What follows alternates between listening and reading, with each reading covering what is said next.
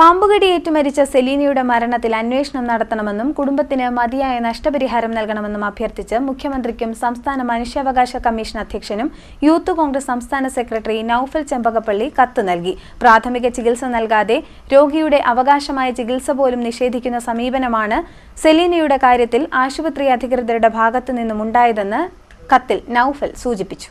കായംകുളത്ത് പാമ്പുകടിയേറ്റ് മരിച്ച സെലീനയുടെ മരണത്തിൽ അന്വേഷണം നടത്തണമെന്നും കുടുംബത്തിന് മതിയായ നഷ്ടപരിഹാരം നൽകണമെന്നും അഭ്യർത്ഥിച്ചുകൊണ്ട് മുഖ്യമന്ത്രിക്കും സംസ്ഥാന മനുഷ്യാവകാശ കമ്മീഷൻ അധ്യക്ഷനും യൂത്ത് കോൺഗ്രസ് സംസ്ഥാന സെക്രട്ടറി നൌഫൽ ചെമ്പകപ്പള്ളി കത്തു നൽകി. പാമ്പുകടിയേറ്റ് മരിച്ച സെലീനയുടെ മരണത്തിൽ വിശദമായ അന്വേഷണം നടത്തണമെന്നും കത്തിൽ അഭ്യർത്ഥിച്ചു.